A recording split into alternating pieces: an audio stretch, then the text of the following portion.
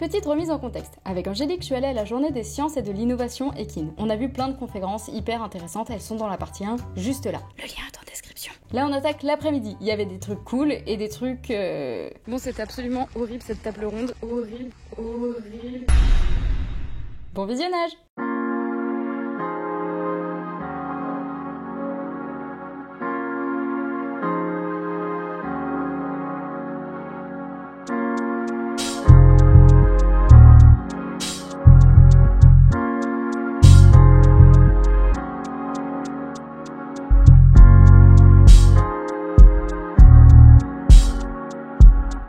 Cet après-midi. La première c'était sur les râteliers automatiques, donc des râteliers qui s'ouvrent et qui se ferment, qui laissent accès au foin plus ou moins aux chevaux. Parce qu'en gros ce qu'elle expliquait c'est que le risque de mettre de la nourriture à volonté, c'est qu'on a des risques d'obésité et quand on segmente trop les prises alimentaires, on a des risques de stéréotypie, d'ulcères, etc.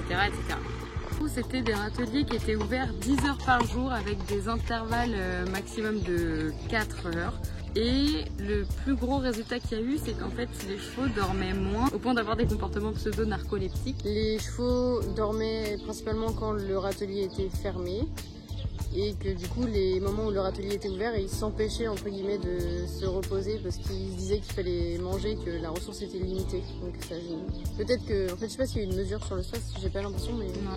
Ensuite toi t'as vu un truc, on s'est séparés pour voir deux trucs parce qu'on voulait pas voir les mêmes. Ouais, c'était l'impact des contacts sociaux sur l'état émotionnel du cheval et en fait ils ont fait une expérience où ils ont pris des chevaux qui sont au box en conditions isolées et des chevaux qui sont en conditions isolées mais avec 1 heure d'interaction avec des congénères par jour et ils ont vu que ça avait un impact en fait sur l'effet émotionnel du cheval, que le cheval devenait entre guillemets plus optimiste, qu'il avait moins de comportements agressifs, moins de stéréotypies et en gros il avait ce qu'ils appelaient un état émotionnel positif. C'est en gros comme s'il voyait plus le verre à moitié plein que le verre à moitié vide.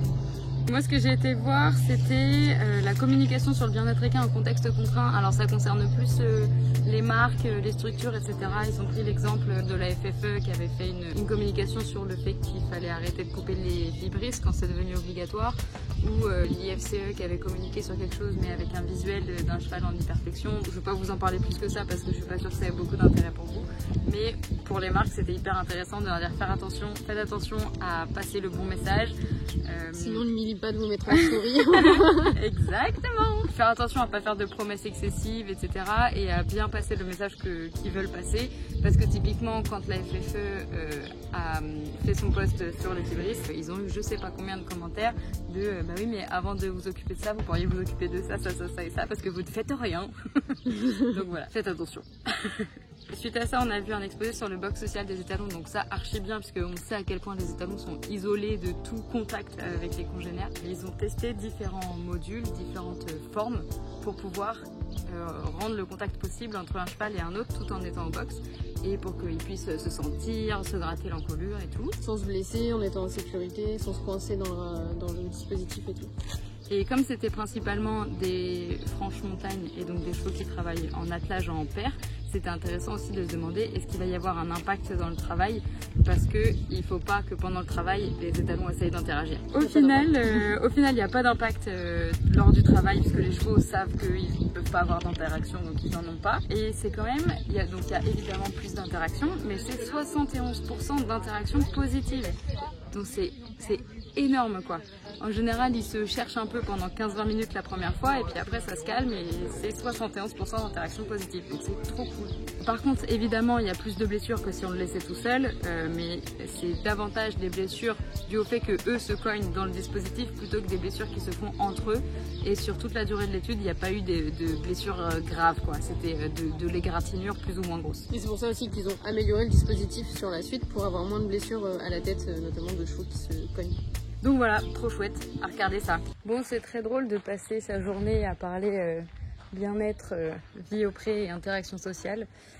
Tout ça pour voir ce magnifique exemple. Ça va les chouchous? Et ensuite, c'était des présentations de thèse en 3 minutes et c'était super intéressant. Ce qu'on a vu, c'est la perception du bien-être par les gérants de centres équestres. Et sans grande surprise, il y a 3 types. Il y a ceux qui sont vraiment engagés dans le bien-être, qui ont des petites structures avec une identité forte d'engagement pour le bien-être. Il y a l'exact opposé des gestionnaires productivistes, où là c'est de l'équitation classique de compétition, avec aussi une identité forte, mais axée pour la compétition, etc. Et puis une espèce de tranche intermédiaire d'optimisateurs sous contrainte, qui ont des structures moyennes, qui font beaucoup d'activités et qui du coup cherchent des compromis entre le bien-être et la productivité. Et ce qui est marrant de voir, c'est que quand ils les interrogent sur leur connaissance du bien-être, ils sont tous très bien au courant des 3 piliers fondamentaux de la sociabilisation, la liberté et le fourrage. Mais cependant, tous les gestionnaires dits productivistes, ça ne les empêchait pas d'avoir des chevaux qui sont au box, qui sortent pas, etc. Donc il y a vraiment un dilemme de ce côté-là pour eux. Ça pose évidemment la grosse question d'un espèce de quid entre le bien-être et la performance, et c'est d'ailleurs le sujet de la table ronde qu'on va voir juste après. Les chevaux perçoivent-ils nos émotions dans nos odeurs? Ils ont surtout démontré qu'ils distinguaient 2 odeurs différentes, parce que pour le coup ils ont fait sentir l'odeur de la joie et l'odeur de la peur. Ouais. Et d'ailleurs c'était très marrant parce que comment avoir l'odeur de la joie et l'odeur de la peur d'un être humain? Et ben ils avaient 15 personnes et ils leur ont fait regarder une comédie et un film d'horreur. Ils leur ont mis des D'horreur. Ils leur ont mis des compresses sous les aisselles et pour faire ressentir, et après ils faisaient sentir les compresses au cheval. Les chevaux ils distinguaient bien en fait qu'il y avait 2 odeurs différentes, mais pour autant je trouve que ça veut pas dire qu'ils l'associent à des émotions en fait. Et ils sont en train de voir pour pousser les recherches justement pour savoir si les odeurs différentes génèrent des réactions différentes chez les chevaux. Ensuite on a vu la perception de l'humain par le cheval, c'était évalué est-ce que la perception de l'humain par le cheval change en fonction de l'activité. Donc ils ont comparé une activité de centre-équestre, de trot et de galop. Non, voilà la réponse. En fait ça dépend beaucoup plus de la gestion de chaque structure plus que de l'activité qui est demandée au cheval. Ce qui est logique. logique. Après, c'était quoi? Communication des préférences par l'utilisation de symboles. Et ça, c'était marrant parce que donc il y avait des chevaux à qui on a présenté des symboles et on a associé à chaque symbole une conséquence entre guillemets. Donc soit les gratouilles, soit la. Il y avait quoi? Manger avec un ami cheval, aller sortir dehors, brouter, ou sangler parce qu'il fallait quelque chose de négatif. Et du coup, les chevaux choisissaient les symboles. Ils ont réussi à capter qu'un symbole avait une conséquence et ils ont même réussi à proposer du coup les symboles qui généraient un comportement qu'ils préféraient. Et souvent, c'était les gratouilles et manger avec un ami. Donc c'était rigolo. Un ami cheval. Hein. Un ami cheval, évidemment.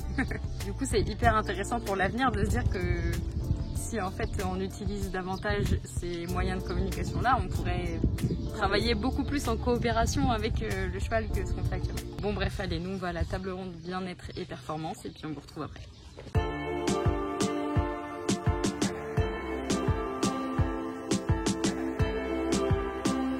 Bon, c'est absolument horrible cette table ronde, mais je pense qu'on vous en parlera dans la voiture parce que là on a quelqu'un à aller voir. Vous connaissez sans doute Amandine de Développement Durable Équestre. Elle accompagne les entrepreneurs équestres dans la création et le développement d'entreprises. Son compte est une vraie mine d'or pour tous les entrepreneurs, donc je vous conseille d'aller la suivre. Alors, la table ronde, comment dire? Là, Émilie du montage vient vous mettre en garde sur 2-3 petites choses. Je vais ponctuer nos délibérations avec Angélique de quelques petits extraits de la table ronde. Il faut bien garder en tête que ces extraits, ce sont des extraits, ils sont pris hors contexte. Donc je vous invite vraiment à aller regarder la table ronde en entier et particulièrement toute la partie questions à la fin qui est extrêmement intéressante. Je mets tant des passages que j'ai bien aimés que des passages que j'ai trouvés aberrants. Après, à vous de faire votre jugement. Moi j'ai mis juste les phrases qui m'étaient restées en tête à la suite de la table ronde, mais vous, il y a certainement plein d'autres choses que vous pourriez trouver intéressantes. J'espère que ce sera compréhensible parce que c'est que des extraits. Je vous souhaite bonne écoute et puis accrochez-vous. Dans la mesure où ce que nous offrons aux chevaux compense ce que nous leur prenons, l'utilisation du cheval, c'est un mot qui a été d'ailleurs évoqué ce matin, c'est le mot utilisation, l'utilisation du cheval est acceptable. Une carotte et je monte dessus pendant 1 heure, c'est moins cher que l'essence, hein. Je suis sûre que ceux qui avaient des esclaves, ils se disaient exactement la même chose. La cravache, c'est quelque chose qui fâche tout le monde, c'est quelque chose qui terrorise parce que ça a derrière une connotation de violence, de tout un tas de choses. Si on montre qu'en fait, en sortie de piste, en tout cas pour ce qui nous concerne, on peut avoir donné 4 coups de cravache, le cheval il n'a pas une marque et c'est simplement un objet qui fait du bruit parce qu'il a été conçu pour relancer un petit peu quand la tension faiblit. Et bien, quand on montre ça à des gens qui sont d'autres disciplines, ils disent « Ah oui, ben on ne savait pas. Alors, juste pour info, la cravache, c'est l'instrument favori du BDSM. Donc si ça fait pas mal, va peut-être falloir revoir l'outillage, les gars. Hein. Déjà, le fait que sur 7 personnes, il y ait 5 vétérinaires du galop, de la SHF, de l'association des vétérinaires équins de France, tout ça, déjà, ça mettait pas dans une bonne ambiance pour parler bien-être et performance quand tu n'invites que des gens qui sont de ton milieu. On trouve que ça aurait été hyper pertinent d'inviter par exemple des gens d'assaut de bien-être et pas juste des vétérinaires. Un seul prisme et un seul point de vue en fait. Ouais, c'est clair. Et que des gens d'accord entre eux, alors un débat c'est compliqué. Et puis il y avait un écuyer aussi, et puis un monsieur qui travaille l'IFCE, mais qui a travaillé avant avec des sportifs de sport humain de haut niveau, qui avait d'ailleurs des réflexions très pertinentes. Mais qui ne l'a pas appliqué à ses collègues. Déjà, on associe quelqu'un de performant à quelqu'un de bien. C'est pas vrai. On peut être quelqu'un d'abominable et être champion olympique. On peut être hyper performant et en état de mal-être. Évidemment, il y a de la sensibilisation et savoir de quoi on parle. Donc, il y a une notion de connaissance. Qu'est-ce qui est déviant, qu'est-ce qui n'est pas déviant? Je peux vous assurer qu'il y a des gens qui ont des comportements qui sont inadaptés et ils le font avec une profonde conviction qu'ils agissent bien. Mais en gros, c'était vraiment uniquement de l'utilisation du cheval, de ce qu'on peut en faire, et du brossage dans le sens de leur poil à eux-mêmes, de dire oh regardez c'est bien tout ce qu'on fait, oh ouais tu fais ça, ouais c'est maintenant super il y a bien. un paddock ici. Ouais non mais c'est ça. Alors que vraiment toute la journée on a vu que des trucs, que des études pour le bien-être, pour montrer ce qu'il fallait faire et tout, et eux ils se réunissent et ils disent tout le contraire et ils se félicitent entre eux de dire le contraire. Ouais, c'est quand même fou. Vraiment, je pense que pour moi, le travail d'un cheval, il est beaucoup plus psychologique que physique. C'est-à-dire que la base de travail, pour moi, ça doit être la persuasion. La persuasion, le cheval, on va chercher à persuader au quotidien notre cheval de faire ce qu'on lui demande d'effectuer. Persuader, amener quelqu'un à être convaincu de quelque chose par une argumentation logique ou faisant appel aux sentiments. Je me demande vraiment comment il fait pour persuader un cheval. C'est inconcevable de penser que le cavalier a un projet et en se disant que son cheval va juste lui suivre par obligation. Ah oui, ça c'est vrai, ça c'est complètement inconcevable, on n'a jamais vu ça dans le milieu du cheval. Obliger un cheval à faire quelque chose? Non. On a une vraie démarche, une recherche d'une démarche éthique. Ouais, voilà, c'est ça. Bravo. Et ils ont toutes les études, il y a même leurs chevaux qui ont servi à faire les études, et ils les utilisent pas, ils les appliquent pas. Mais ouais, ils appliquent quand même pas, c'est quand même c'est dingue. Donc pour eux, on ne peut pas soumettre un cheval de 500 kg parce que forcément s'il veut pas faire quelque chose, il se défendra et il le montrera, c'est sûr. Pour eux, les seuls signaux qu'un cheval peut envoyer quand il est malheureux, c'est des coups de cul et des morsures quand on rentre dans le box. Et que ouais. Voilà. S'il va au bout d'un cross, c'est qu'il en a envie. La seule maltraitance qui existe, elle est physique. Ouais, ça n'existe pas de maltraitance psychologique, de résignation acquise, etc.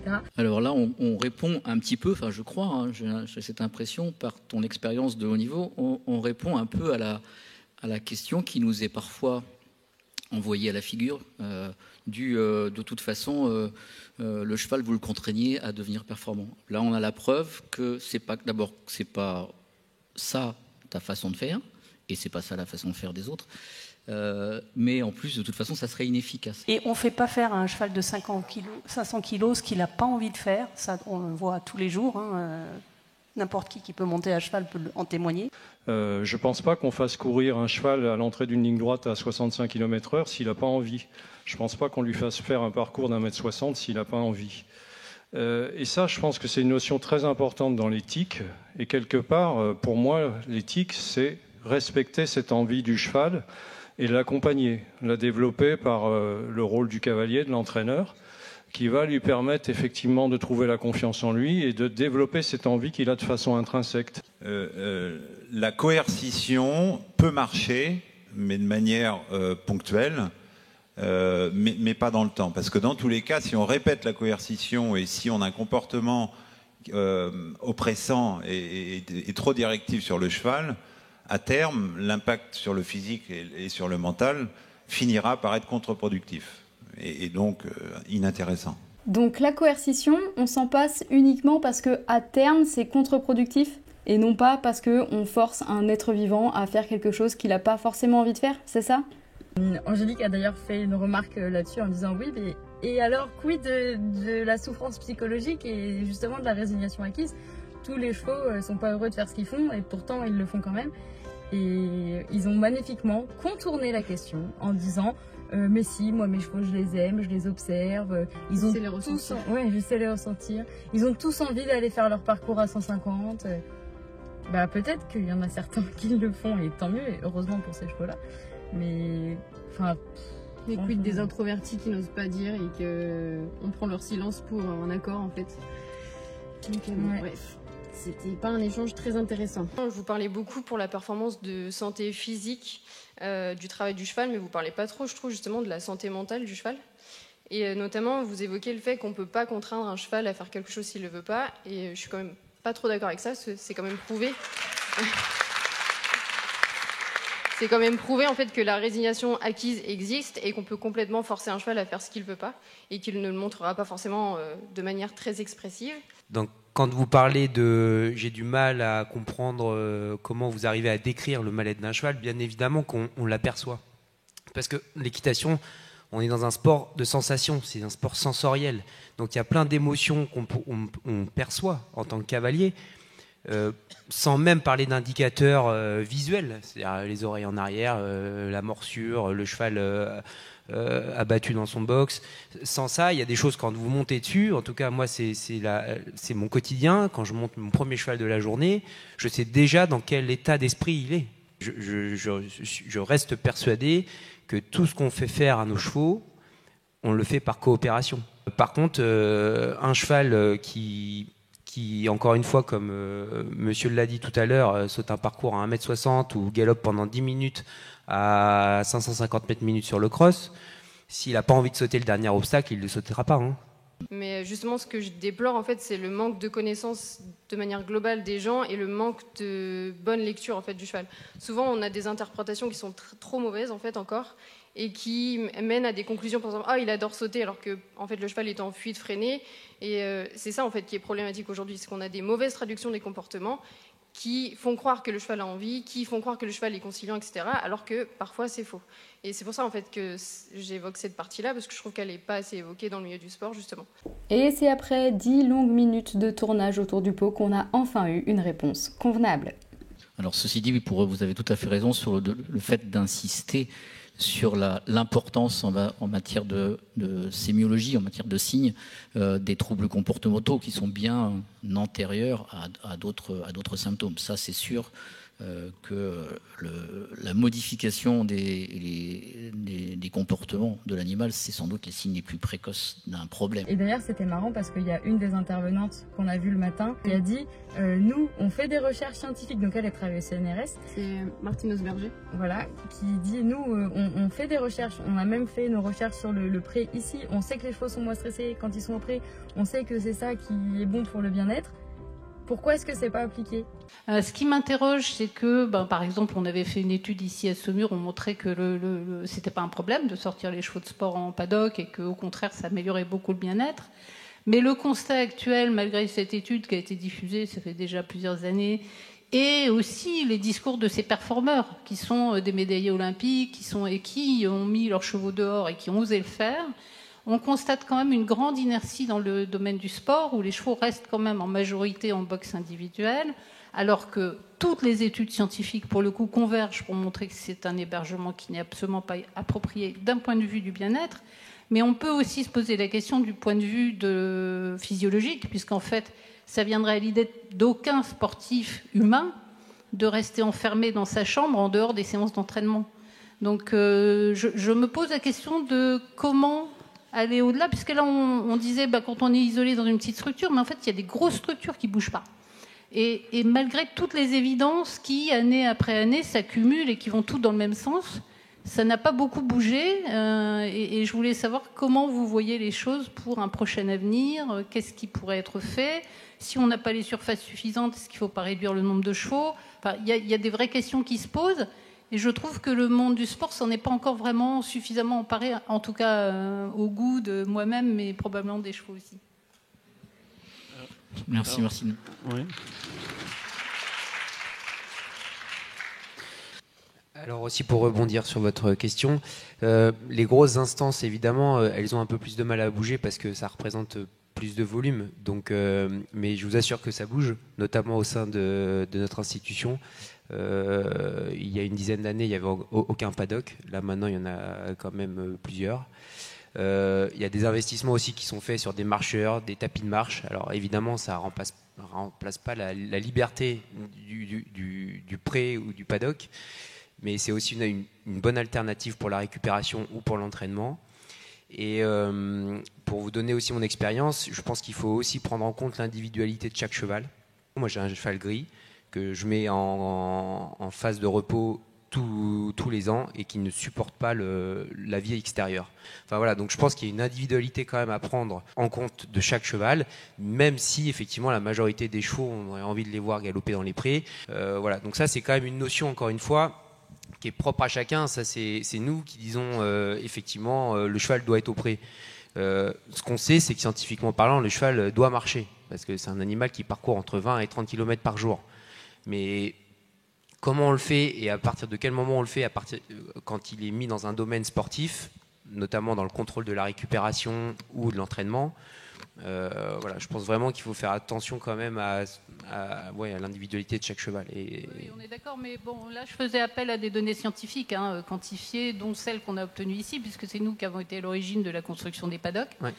C'est statistique, c'est-à-dire qu'effectivement il y a de la variabilité individuelle, ce qui ne veut pas dire que votre cheval gris, il n'y a pas des moments où il pourrait sortir quand même, mais globalement, statistiquement, les résultats ils étaient massifs, c'est-à-dire que pour tous les chevaux de sport qui ont eu l'opportunité de sortir, tous les indicateurs de bien-être se sont améliorés. On a aussi des données scientifiques qui montrent qu'un marcheur, c'est même quelque chose que le cheval peut éviter quand on lui donne le choix. Eh ben dis donc, vraiment que de progrès dans le milieu du sport. Et je trouve qu'on va quand même plutôt dans le bon sens, et en tout cas on y travaille. Enfin, voilà, je crois que le moteur de tout ça, c'est l'échange, comme on vient de l'avoir là, cet échange constructif, respectueux et utile. Non, mais si vous regardez ici, il y a 10 ans, il n'y avait pas de paddock, et maintenant il y en a quelques-uns. 3 peut-être. Qu'est-ce que ça veut dire?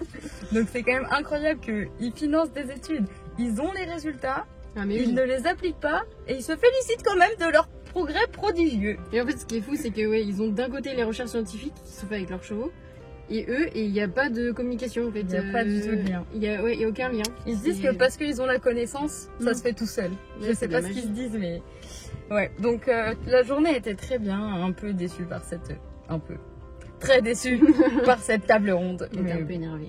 Ouais. J'espère que passer cette journée avec nous, ça vous a plu. Allez, dernière fois que je me coupe la parole pour vous dire que tous les replays sont disponibles sur le YouTube de l'IFCE et je vous les mets également tous en description avec en premier cette fameuse table ronde. Le mot de la fin, c'est instruisez-vous par vous-même parce que si vous n'allez pas chercher l'info, personne ne le fera pour vous. Je te rejoins complètement sur l'importance des connaissances, l'importance de la recherche. J'ai été extrêmement heureux aussi des différentes présentations que j'ai pu voir ou entendre aujourd'hui. Ceci dit, il faut encore que cette recherche, elle soit après ça déclinée au niveau du terrain. Et je pense que c'est quand même un des endroits, et là on peut se retrouver aussi en termes de communication, où nous avons des énormes faiblesses. Et nous avons des énormes faiblesses parce que je suis persuadé que malheureusement, la formation de beaucoup de ce qu'on appelle maintenant des équitants, donc au sens le plus large du terme, elle est encore très insuffisante. C'est aussi pour des raisons, et on peut en parler aussi au niveau de la performance, c'est la même chose, pour des raisons économiques, c'est là qu'on peut tout d'un coup avoir des dérives graves. Il faut aller trop vite parce qu'il faut gagner, parce qu'il faut performer. Ça peut amener à des abus de chevaux uniquement dans la vitesse de formation, et ça on l'a entendu le livre tout à l'heure, effectivement le programme des jeunes chevaux, c'est quelque chose qu'il faut surveiller de très très près, parce que je comprends l'éleveur qui veut vendre son cheval et si possible avec des résultats et faire croire qu'à 6 ans, il ira déjà au championnat d'Europe pour être au jeu à 8. C'est peut-être pas tout à fait réaliste. Ou alors amener, comme on disait aussi tout à l'heure, la problématique du dopage en disant, puisque la nature ne fait pas assez bien les choses, ça peut passer par d'autres moyens. Et tout ça, ça passe autour quand même d'une formation et d'une connaissance générale. Et là, je pense que nous avons encore beaucoup à faire. J'apprécie beaucoup le public qui est ici. Maintenant, j'ai l'impression que, c'est pas pour vous flatter, mais on a un public de haute qualité. est-ce que nous pourrions avoir peut-être plus de gens, entre guillemets, de la base ici, ou de nos multiplicateurs, des formateurs, des maîtres d'équitation ou des enseignants, comme on veut les appeler, prêts à, après ça, transférer ces connaissances à tous les participants de la filière. T'as un mot de la fin? Non, c'était très bien comme mot de la fin. Soyez le progrès de demain, s'il vous plaît. Ouais, c'est clair, parce que là, ça décourage un petit peu.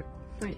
Et ça viendra pas de plus haut, en fait, ça viendra d'en bas, j'ai l'impression. Ouais, mais c'était ça qui était dingue, c'est qu'ils étaient tous les 7 là, assis sur leur tribune, et 80% du public n'était pas d'accord avec eux, quoi. Et pourtant, ils sont là, prôner fièrement ce qu'ils font.